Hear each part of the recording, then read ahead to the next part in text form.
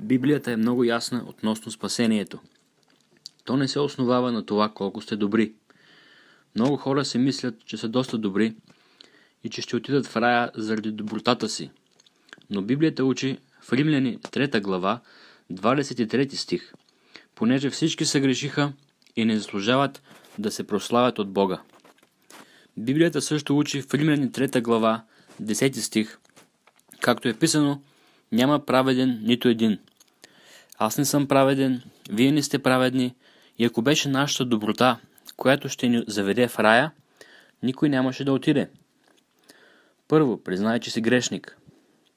Библията казва в Откровение 21 глава 8 стих: а колкото за страхливите, невярващите, мръсните, убийците, блудните, чародейците, идолопоклонниците и всички лъжци, тяхната участ ще бъде в езерото, което гори с огън и сяра.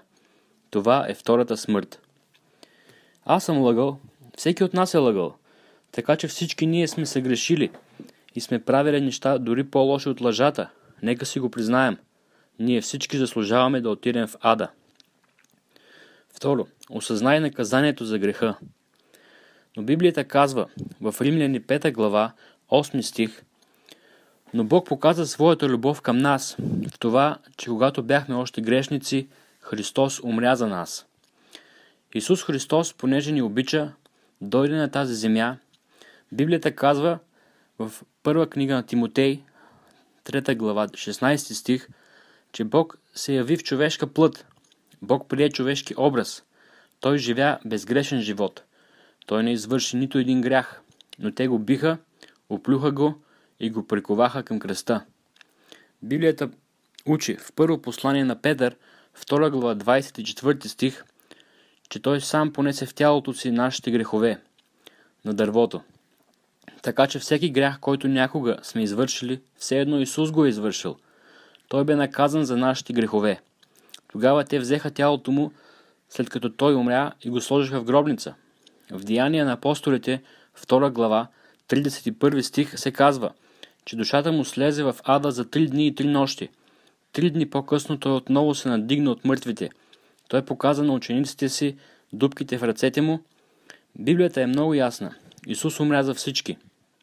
В първо послание на Йоан, 2 глава, 2 стих, се казва, че той умря не само за нашите грехове, но и за греховете на целия свят.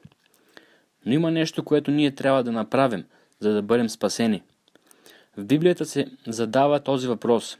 В Деяния на апостолите, 16 глава, 30 и 31 стих. Господа, какво трябва да сторя, за да се спася? А те казаха: повярвай в Господ Исус Христос и ще се спасиш ти и домът ти. Това е всичко. Той не каза: присъедини се към църква и ще се спасиш, покръсти се с вода и ще се спасиш, живей добър живот и ще се спасиш, покай се за всичките си грехове и ще се спасиш. Не! Той каза: повярвай. Повярвайте, че Исус умря, бе погребан и възкръсна за вас. Най-известният стих в Библията, който дори е написан на дъното на чаша в заведение за бърза закуска, е толкова известен, че почти всеки е чувал за него. Евангелие от Йоан, 3 глава, 16 стих. Защото Бог толкова възлюби света, че даде своя единороден син, за да не погине нито един, който вярва в него, но да има вечен живот. Вечен означава за винаги. Исус каза в Евангелие от Йоан, 10 глава, 28 стих: аз им давам вечен живот и те никога няма да загинат и никой няма да ги грабне от ръката ми. Той също каза в Евангелие от Йоан, 6 глава, 47 стих: истина, истина ви казвам, който вярва в мене, има вечен живот. Така че ако вярвате в Исус Христос, Библията казва, че имате вечен живот. Ще живеете вечно. Не може да изгубите спасението си. То е за винаги. След като сте спасени, след като сте повярвали в Него, то е за винаги. И без значение какво ще направите след това, вие никога няма да изгубите спасението си. Дори ако извърша някой ужасен грях, Бог ще ме накаже за това на тази земя. Ако убие някого днес, Бог ще се увери, че ще бъда наказан. Ще отида в затвора или ще получа смъртно наказание. С каквото и да ме накажат на тази земя, Бог ще ми даде заслуженото. Аз няма да отида в ада. и нищо, което да направя, няма да ме прати в ада, защото съм спасен. И ако отида в ада, значи Бог е излъгал, защото Той обеща, че който вярва в Него, има вечен живот. И Той също каза в Евангелие от Йоан, 11 глава, 26 стих: и никой, който е жив и вярва в мене, няма да умре до века. Има много примери за хора в Библията, които сториха доста лоши неща и все пак отидоха в рая. Как? Защото са много добри? Не, защото повярваха в Господ Исус Христос и техните грехове са простени.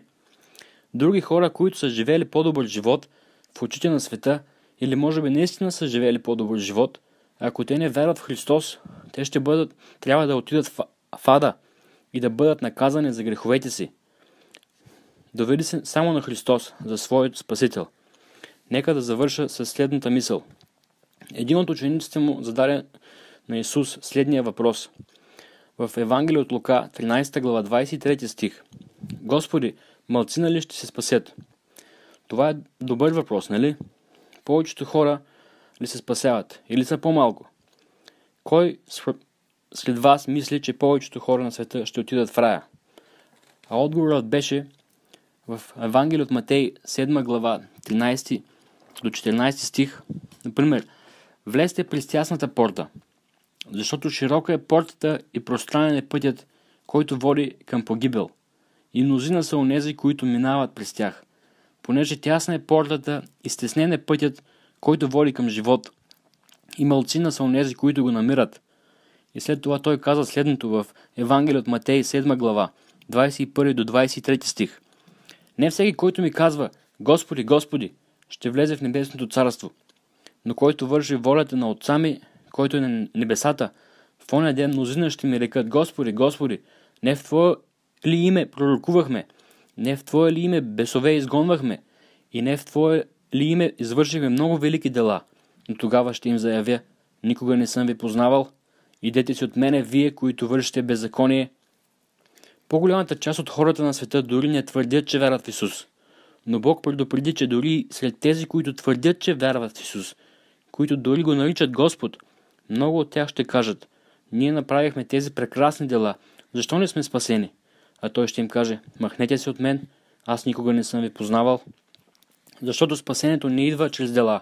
И ако се доверявате на собствените си дела да ви спасят, ако мислите, че ще отидете в рая, защото сте били кръстени с вода, или че трябва да живеете добър живот, за да се спасите, или да спазвате заповедите, или да ходите на църква, или да се покаете за греховете си да се спасите, ако се доверявате на собствените си дела да ви спасят, Исус ще ви каже един ден: махнете се от мен, аз никога не съм ви познавал.